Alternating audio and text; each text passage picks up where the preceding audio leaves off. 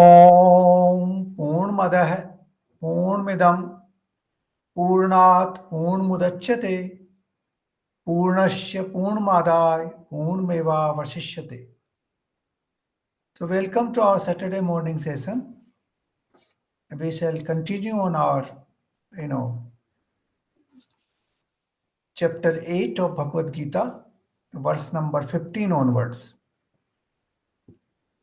Now these verses are so deep and so profound, and we need to understand them properly. So I'll spend, enough time to try and explain as much as I can. Now, verse number 15. परम सिद्धि को प्राप्त महात्मा जन मुझको प्राप्त होकर दुखों के घर एवं क्षणभंगुर पुनर्जन्म को नहीं प्राप्त होते. Now, dukkhalaya, there are many things which have been embedded into this single verse. Kshanbhangur, dukkhalaya, punarjanm. So we need to understand what is this. You see, if we look at the beginning of this chapter, Arjun asked questions ki what is Brahman, what is Karma, what is Adhidev, what is Adhyatma, what is Adhibhut, and how one can attain the Almighty at the end of one's life. Now he explained all those questions, and then he explained how one can attain the Almighty at the end of one's life. So in the last session, he gave Lord Krishna gave very profound explanation that how you can reach a situation at the end of your life which will enable you to unite with the Almighty. And in that respect, he also gave certain, what you call details of the yogic exercise and pranayama, that you can establish your pranic energy in your, upper part of the body, and how you can leave your body at the time of death. So these were some of his explanations that how you can attain the Almighty at the end of your life. Now, why should we attain the Almighty? Why don't we come back into this world? That is the question now. Why are we looking for moksha? Why do we look for nirvana? Why do we have to get out of this world? Now, these are the explanations which will come into these verses. And these are very, very profound verses. So the first thing he has used, that this world is dukkhalaya. Dukkhalaya is house of distress. Dukh alay, जैसे Himalaya, house of him, बर्फ, or vidyalaya, house of vidya. Similarly, this is dukh ka alay hai. So he is giving this explanation that this whole world is dukkha alay. Ye kyun hai? That he will explain subsequently. This was the same thing approached by Lord Buddha. He said in the beginning of his message that ये संसार दुख का घर है, लेकिन दुख से निवृत्ति हो सकती है. So exactly this is what was told by Lord Krishna thousands of years before Buddha was born. Now he says Kshanbhangur, पुनर्जन्म and Kshanbhangur. पुनर्जन्म कह रहा है Kshanbhangur है. How it is? How that is? Kshanbhangur means things which are transient, which do not last long. And Punarjanm means you come back and back and back. Now, we need to understand these words properly. So what is Dukh, first of all? Dukh means things which you want, you do not attain them. And things you do not want, they come to your life. That is Dukh. Whatever you want, you are not able to attain that. And whatever you do not want is coming into your life. That is Dukh. Precisely this is how it happens. So every single day, we see, the life in its manifestation. We want many things and they don't happen. But things which we don't want, they happen. Like in this case of death in Vancouver. Now, obviously, the parents are very unhappy because they never wanted this to happen. And obviously, nobody would like that to happen. So, out of blue, something comes out and gives you a lot of dukh. It becomes the cause of distress for you. So, dukh is basically things which are unwanted, they happen in your life, and things which you want, they do not happen in your life. That is dukh. The other quality of dukh is that everything which you want, they happen. For example, you are wanting a job, you acquire the job. You want, that your son gets a good employment, that happens. The problem is that all these happenings of good, they also do not last forever. It is not possible to keep them in that state forever.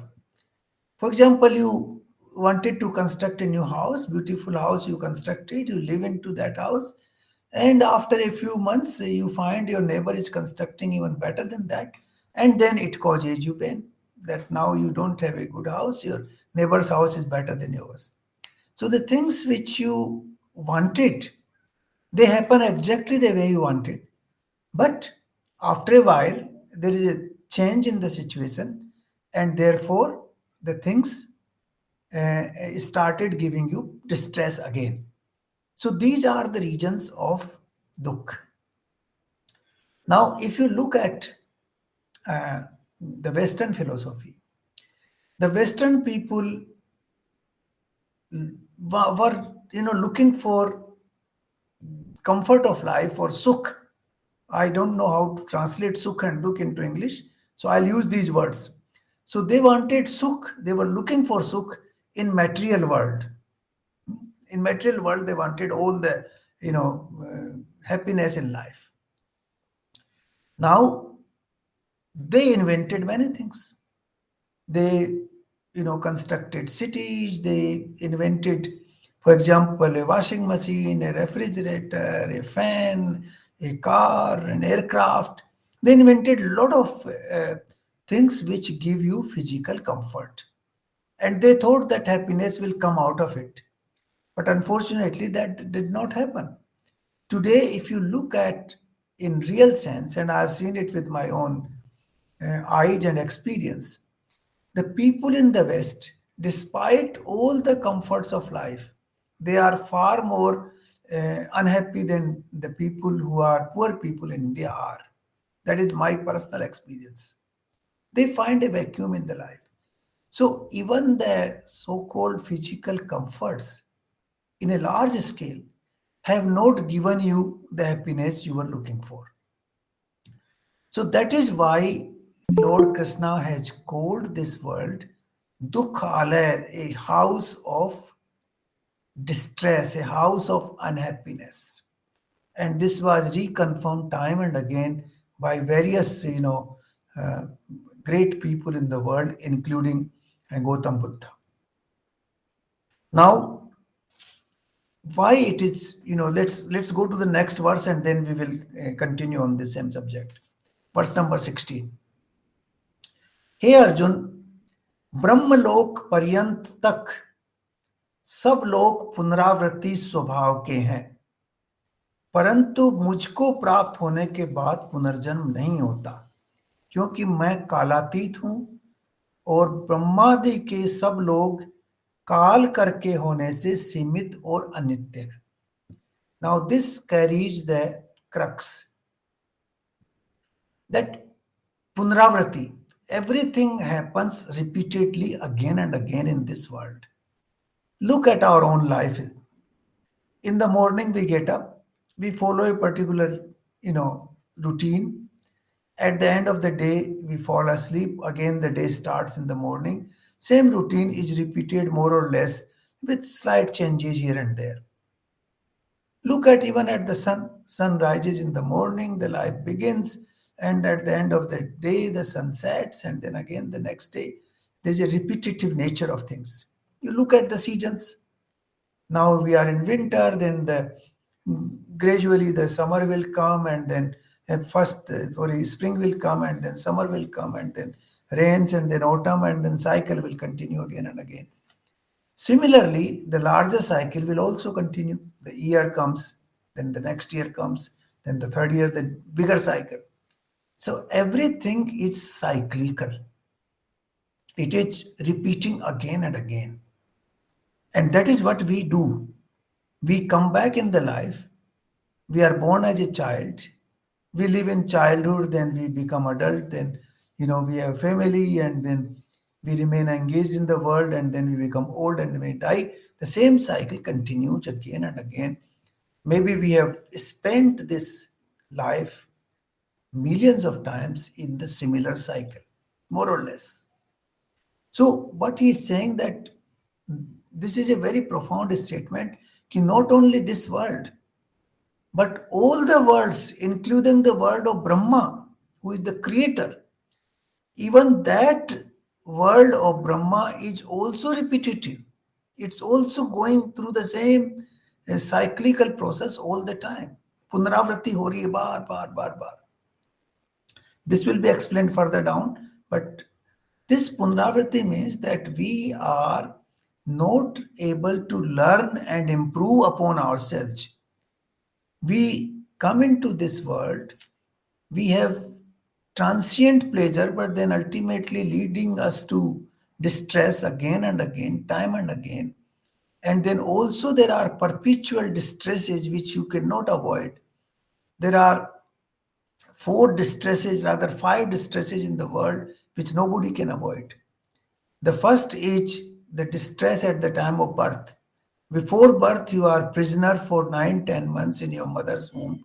And at the time of birth, there is tremendous pain you have to pass through. That is the first pain you have to pass through. The second pain is the pain of poor health. Whatever you may do in life, you may do yogic exercise, whatever, some kind of illness will happen in lifetime. And you will have to bear with that pain of that illness. Third pain is the pain of old age. At the time of old age, our body becomes weak, our sense organs are not very well functioning, you are not able to hear, you can't see properly, you cannot eat properly, you cannot walk properly, you cannot talk properly. So there's your memory lapse happens. All these things happen in the old age, which is inevitable, which nobody can avoid. Even the great people in the world, they cannot avoid it. Then the pain of the death, that is the fourth pain. Ultimate, we know that everything may or may not be certain, but what is certain is the death. Death is absolutely certain in life. And that pain of death is all the time hanging like a naked sword on our head. So that is another pain. These are the four pains which nobody can avoid. Then there's a fifth pain which also cannot be avoided. That fifth pain is actually perpetual pain, which is far more important than these pains which come with time. The fifth pain is the pain of our engagement in the world. We are tied. We are tied as a son. We are tied as brother. We are tied as mother or father. We are tied as husband or wife. We are tied as a neighbor. We are tied as a boss in office. Because of these engagements, because of these are like strings. The strings keep us engaged. Wife की string है, mother की string है, father की string है, बच्चे की string है, neighbour की स्ट्रिंग है, सोसाइटी की स्ट्रिंग है, ऑफिस की स्ट्रिंग है. These strings expect us to behave in a particular manner. And if we do not do that, then they, blame you for not doing this, not doing that. And that causes pain to you. And no way you can fulfill all the expectations from all these strings which are, tied to your body. In addition to these strings, you have your own strings of expectations from others. You have expectations from your wife, from your parents, from your son, from your neighbor. All those expectations are also like strings which are tying us. And these strings lead us to pain. We have a lot of pain because of these strings. So that is why Lord Krishna has called it Dukhalaya. This world is a house of distress, house of unhappiness. And this was reconfirmed by Lord Buddha, it was reconfirmed by many other people that is why we aim to have nirman or moksha at the end of the life, so that we are liberated from this cycle, repetitive cycle, in which we have to come and live again and again and again.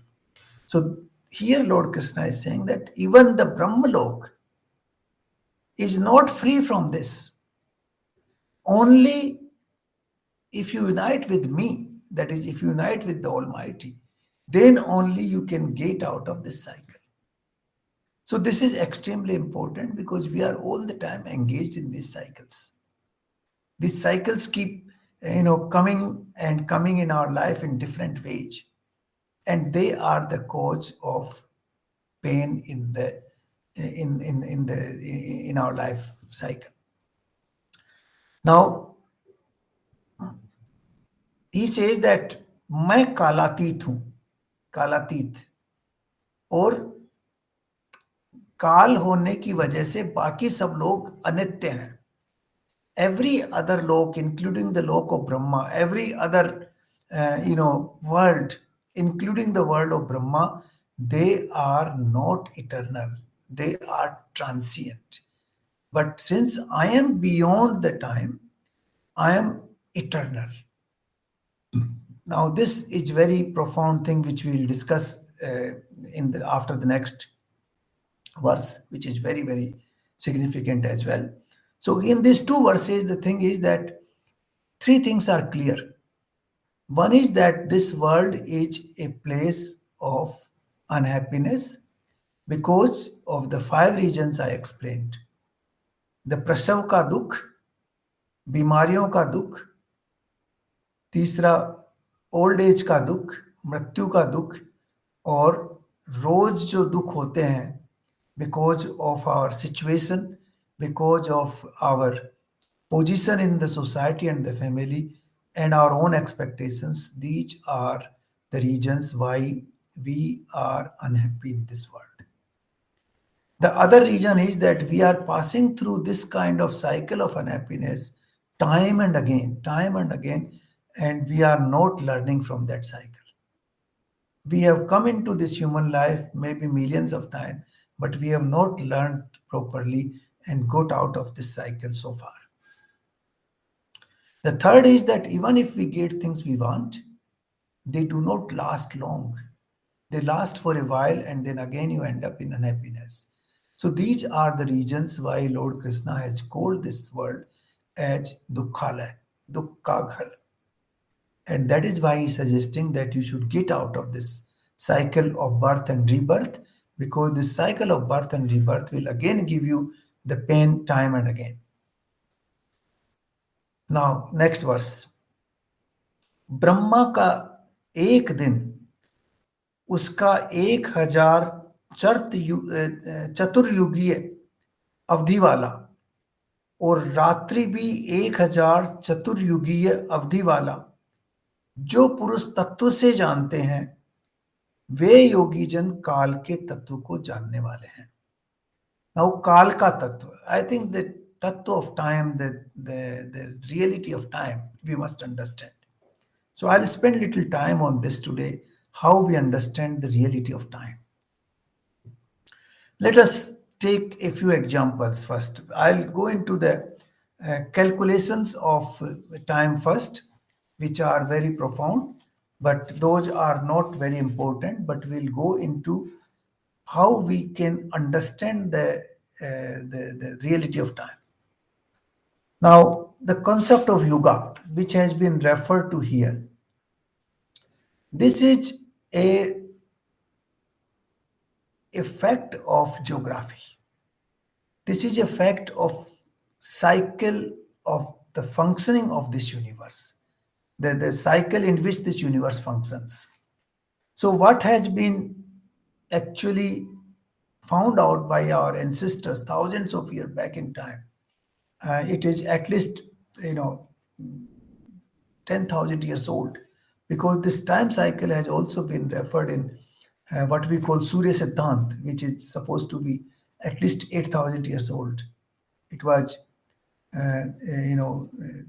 approximately 6,000 BC. Now, here the time, we know the time. For example, when we talk about time, we all talk about time. We understand it very well. It is 5 o'clock, it's 10 o'clock. This is the schedule, the day, sunrise, sunset. These are the seasons, this is the year. But that is a very small fragment of time. This is not the real understanding of time. Now, here they go into greater detail. There is a concept of yuga. The concept of yuga is that there are four yugas in one cycle. That is Kali Yuga, Dwapar Yuga, Treta Yuga, and Satyug. The Kali Yuga has been calculated at 432,000. That is 4,32,000 saal. 432. Remember this 432. The 432 with three zeros. That is the life cycle of Kali Yuga. The life cycle of Dwapar is twice of it. You multiply it by 2. So that would be 864, three zeros. Then the life cycle of Treta will be 3 times of Kali Yuga. So that will be 1296 and then 3 zeros. And the life cycle of Satyug is 4 times that of Kali Yuga.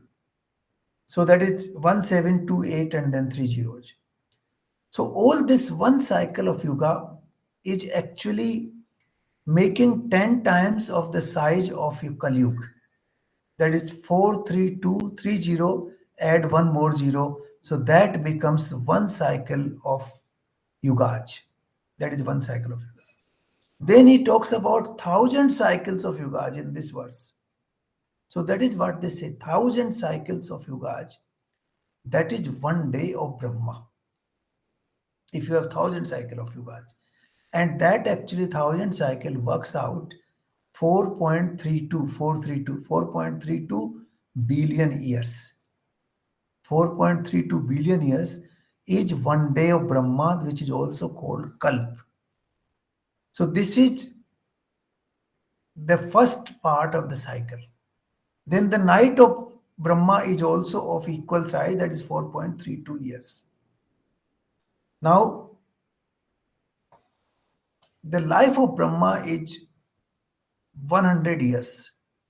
So you can multiply with all this, because one day and one night itself is such a long duration. If you multiply it by 360 days, you will reach the total life of Brahma, and that is 311 trillion and 4 billion years. So this is the calculation given in our ancient writings of the Yuga cycle. So this only depicts that the time is infinite. It continues because you keep continuing. This only life of one Brahma, then another Brahma, third Brahma. And as Lord Krishna said here, that Brahma is also subject to time, and therefore that is also anitya. And from there also you will have to come back in rebirth and follow the same cycle again and again. So here this is a reference to an infinite cycle of time which continues. Now, as long as we are in this time cycle, we are subject to the conditions of the world.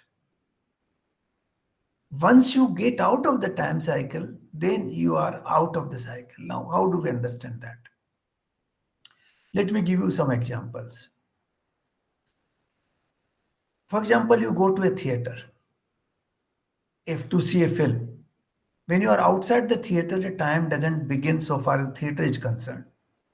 You have a 3-hour movie, you enter the theater, the 3-hour movie starts, and then you remain engaged in that world of movie for 3 hours. When the cycle ends, you come out and you come back. So during that 3-hour period, that is a cycle of time in which you remain engaged with the world of that movie. You become emotional, you cry, and you feel angry, and you feel disgusted, you feel You have all the feelings come and you have a world of your own during that period of 3 hours. So when you come out of the time cycle, then the movie is not in your world. It is not affecting you except some memories. Similarly, when you are sleeping in the night, you see, you get out of the time cycle of the world. You go into another time cycle, which is very different than the time cycle we follow in this world. In the dream, sometimes in half an hour, you see the whole life of a person.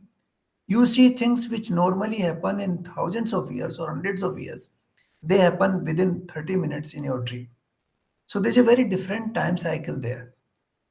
When you dream, the time cycle is entirely different than what you have in this real life here, in the waking state. This is also not real life, but in the waking state. So the waking state time cycle is very different than the dream side time cycle.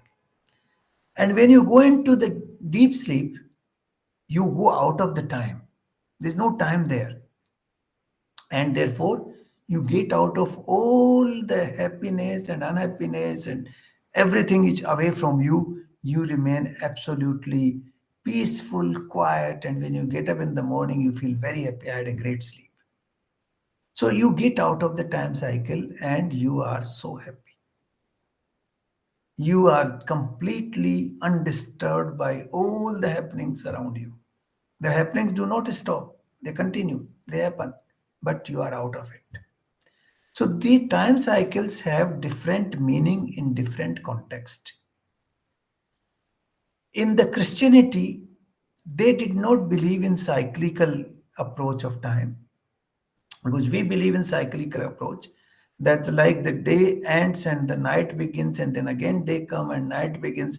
This cycle continues forever. The year comes and year ends and another year comes and year ends. The cycle continues. But the Christianity believed that time started, some 2000 years before the Jesus Christ, and then they count time from that date.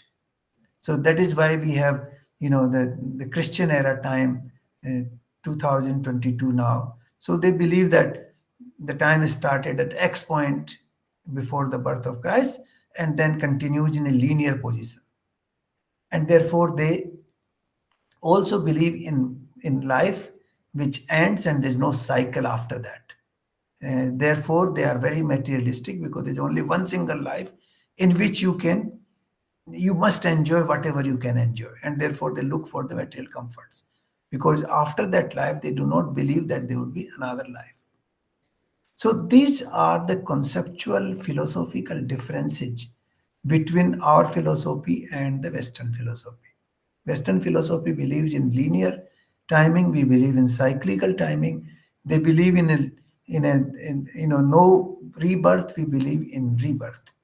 But if you look at the world around us, everything has a cycle.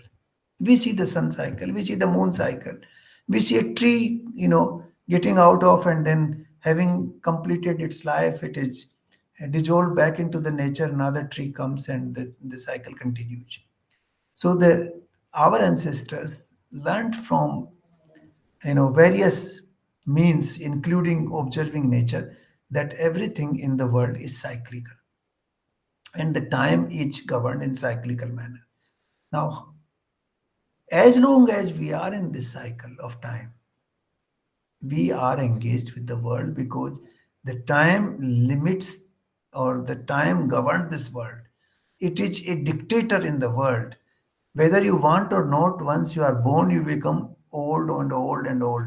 In fact, the very counting of your age is based on time. The very counting of age of your house is based on the time. The very counting of everything in this world is based on time. So the time is a dictator. It keeps you confined in a particular situation through which you have to pass through. There's no other way out. So once you go Kalatit, then the time is not a dictator. And that is why Lord Krishna is saying that I'm beyond time. In our Sikhism also, they call it Akal Takht. Why Akal Takht? because it is not governed by the time, it is beyond time. And this is what has been told by Buddha and also by Mahavir, that once you are able to transcend the cycle of time, then you are uniting with the Almighty. You are uniting with a thing, or uniting with an existence which is beyond time. It's exactly like this, that when you are above the earth in a spacecraft and you look at the earth looks very different, and you have transcended the limits of earth. You are not affected by the gravity and by the atmosphere and other things of the earth. You are transcending, you going somewhere else. So exactly the same way, as long as we are in the time frame, we remain, subject to the vagaries of time. The time will continue to dominate our life. So this is very important to understand, that the Kal is infinite, but you can go out of time. You can become Kalatit by uniting with the Almighty. And that is why he himself has said that time is such a long thing. He has given the example, you know, ye Chaturyug, which I just mentioned, 1,000 cycles of this Chaturyug is made one day of Brahma, only one single day. And then one night, and then 100 years of Brahma, and then the next Brahma, and then the next Brahma. So this is very, very, complicated. You cannot get out of this rebirth process so long as you are in the time frame of the universe.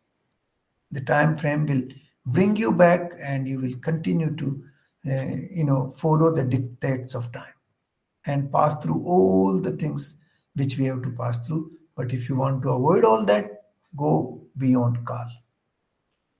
Now, how do we go beyond Kal? So now this is, let us go to verse number 18, and then we'll try to understand how do we go beyond Kal. संपूर्ण सराचर संपूर्ण चराचर भूतगण ब्रह्मा के दिन के प्रवेश काल में अव्यक्त से उत्पन्न होते हैं, और ब्रह्मा के सूक्ष्म शरीर से उत्पन्न होते हैं, और रात्रि के काल में ब्रह्मा के सूक्ष्म शरीर अव्यक्त में प्रवेश हो जाते हैं. So the whole life cycle begins with the day of Brahma, like our life cycle begins with the beginning of the day. When the sun rises, we get up, our life cycle begins. When the sun sets, our life cycle comes to an end. In a larger context, the life cycle of this universe begins with the day of Brahma. And all the existence comes out of Avyakt, that is non-manifest. It comes out of non-manifest and it starts manifesting. Like in the beginning of the day, when the sun rises, the world manifests to us. Because without light, you don't have manifestation of the world. You can't see trees and houses and all these things in the night. And when the day comes, the sun rises, the world manifests. Similarly, the universe manifests itself from the non-manifest body of the Almighty, or Brahma, all manifest body of Brahma, in the beginning of the day, and then it continues for 4.32 billion years. At the end of the day, it again returns back to the non-manifest Brahma, and then continues like that in the night time for 4.32 years, again, billion years. So the manifestation and non-manifestation at a larger scale happens with the time size of Brahma, which is a very different scale than our scale. Each day is equal to 4.32 billion years of our life. And his night is also 4.32 billion years of our night. So this is how he says that everything comes back, returns back, then again comes back, returns back, this comes back. This is how he explains the whole cycle of universe and life. And then he says, हे पार्थ, वही यह भूत समुदाय उत्पन्न होकर प्रकृति के वश में हुआ, रात्रि के प्रवेश काल में लीन होता है और दिन के प्रवेश काल में फिर उत्पन्न होता है. So this is the birth cycle of the universe. We were talking about our Punarjanma. Here he is talking about the Punarjanma of the whole universe. The whole universe dissolves into the non-manifest Brahma at the end of the day of Brahma, and again rises from in the morning of Brahma's day, and then continues for 4.32 billion years, and then again dissolves back into non-manifest. So this is the larger cycle of the universe in which universe operates. So this is a very, very profound explanation given by Lord Krishna about the functioning of the universe, the functioning of various life cycles, within which our life cycle is the smallest. It's such a minuscule, which even not even a particle of a dust in the universe. Now, verse number 20.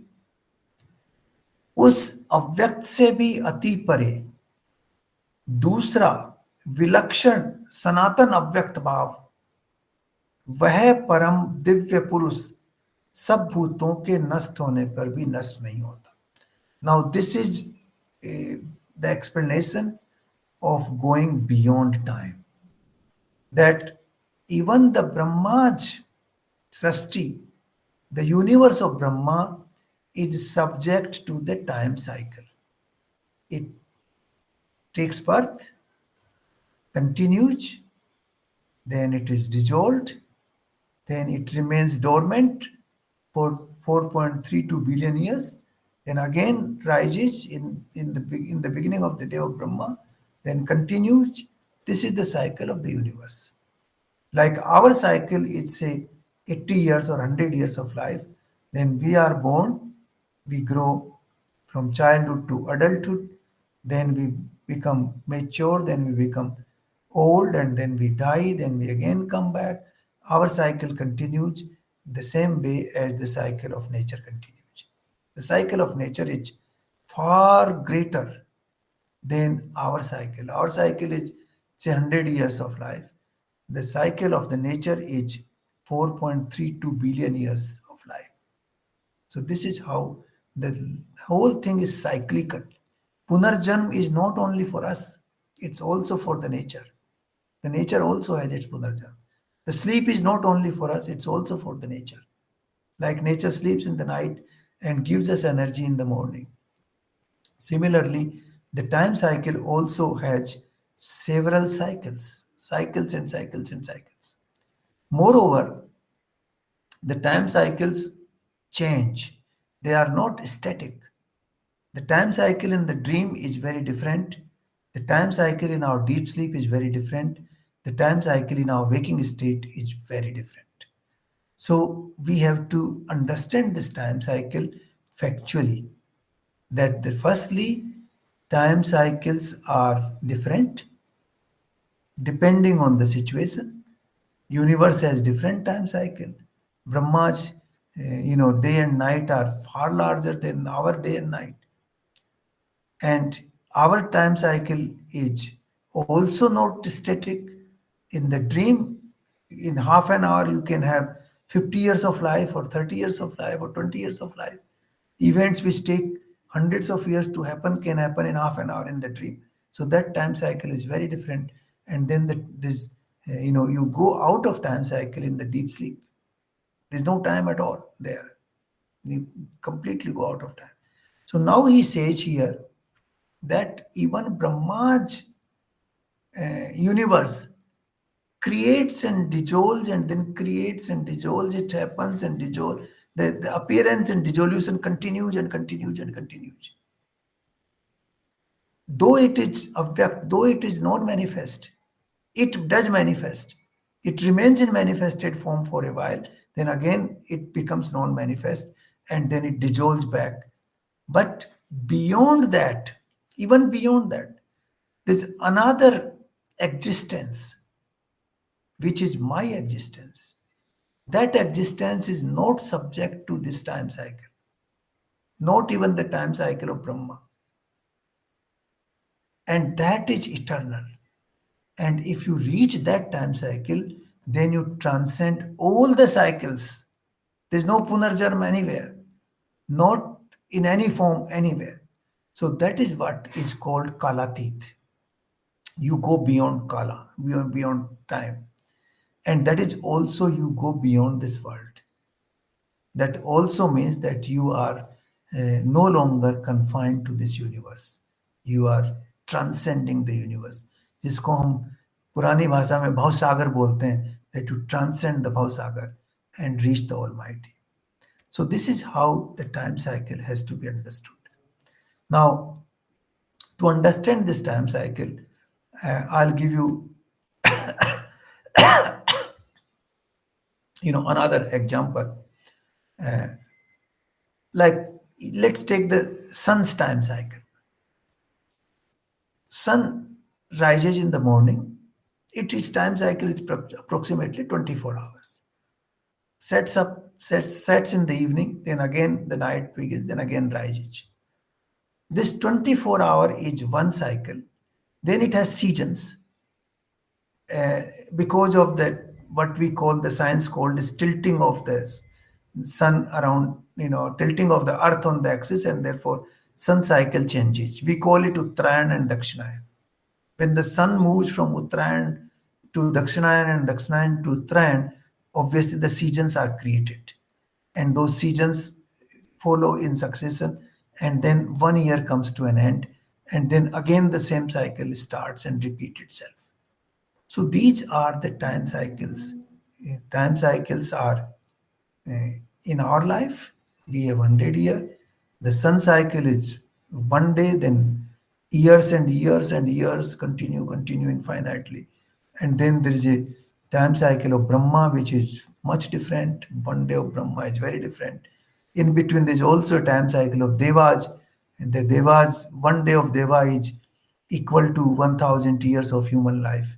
So there is another time cycle in between. So there are many, many time cycles involved in this process.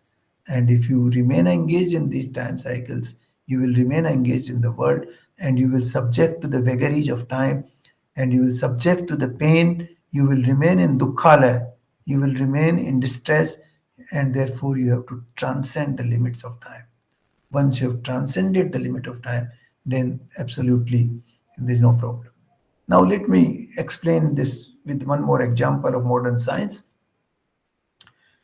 Now, modern science, when they broke matter into atom, they reached a state, they say this is the smallest particle of matter.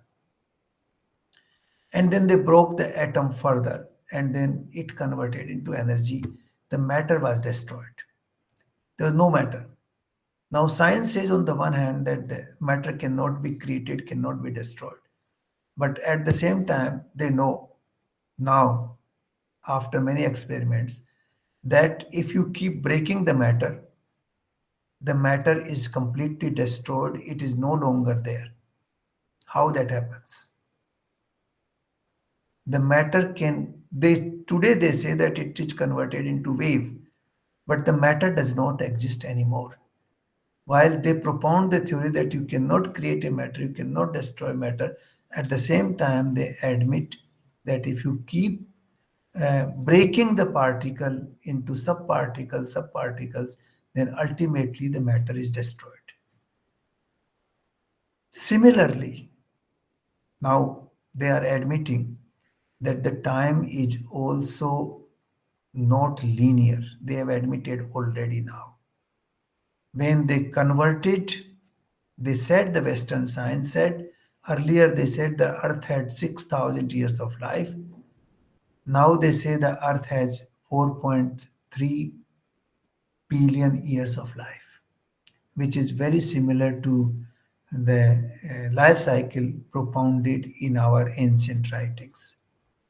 So the modern science is actually reaching the same conclusion after passing through all the different principles, as our ancestors did thousands of years back in time, both for the matter as well as for time. For the matter, they already said that everything dissolves into avyakt, the whole matter dissolves into avyakt, and then appears from avyakt. Basically, it means that it dissolves into non-existence, and then from non-existence, the existence comes back in the beginning of Brahma's day, which is what modern science is also coming. The so-called great physicists of the world today, they believe in that. The German scientist called Planck, and even the what you call the Janak, or the person who gave birth to atomic bomb, they all believed finally that matter can be completely destroyed, and it dissolves somewhere. They don't know where it dissolves, and that mystery has been described in our ancient documents long time back, that it goes back to Brahma, and then when the day begins of Brahma, the whole universe, the time and the physical thing, they come back into the universe. So this is how the physical universe, the time cycle, they work. And if we can understand these time cycles and the existence of physical universe with within our own system, then we develop a capacity to transcend this, and that capacity will help us to look at the time and the world from the outside. Like you are sitting in a theater, there are people acting in the theater, the actors are acting, and you are sitting outside and you are looking at their acting. Similarly, once you go out of the time cycle, you look at the world like a theater where all these billion people are performing their acting, and you are looking at their acting, how they are doing it. So this is how the situation happens once you get out of the time cycle. And that is why our ancestors were able to predict the happenings in the future, because they knew they will repeat again and again. The cycle will repeat. Like we can predict that on so and so day, the rains will start. Roughly, maybe 2 days, 5 days, difference here and there. But roughly, you can predict. You can predict roughly that this is the day on which the winter season will start. Similarly, they could predict the happenings of the future events in the individual life and also in the life of the universe, because they know there's a repetitive nature of the universe and how the repetitive nature will behave. So there was no mystery involved. And in that sense, some people say, and I don't know how far it is true, but it is generally believed that Valmiki wrote Ramayana before the birth of Rama. He wrote that, and this is how it happened later on. Rama was born and the happenings happened because he could see the cycles of the world, how the cycles are happening. Once you get out of the time cycle, you can see the cycle of the world from outside, and you can predict what is going to happen in the future. It's exactly the same way as you are sitting on a tree or sitting on a high rise building, say 20 floors. You are sitting on top of it, and I am downstairs in the street. I can only see 5 vehicles coming toward my direction, while you can see there are 500 more behind that, and they will all come through the same street in which I am standing. I can only see five, but the person sitting on the 20th floor, he can see 500. So he can predict that all these vehicles will come here. So this is how the prediction happens. Once you reach a higher level of consciousness, then you can see the world from outside, and you can predict the events because they are recycling all the time. Events are recycling. The world is recycling, universe is recycling, and that recycling has been explained by Lord Krishna in these verses. And he says that is why you should get out, because this recycling is infinite. You will get into this time cycle forever. So don't remain engaged into that time cycle, because otherwise you will be keep experiencing pleasure and pain all the time. And if you want to get out of it, then you have to go beyond the time cycles. So this is where I will end today. Thank you very much. This is a very deep analysis of the entire universe in these verses, and how the time cycle makes this universe run, and how we are subjected to the vagaries of time. Thank you.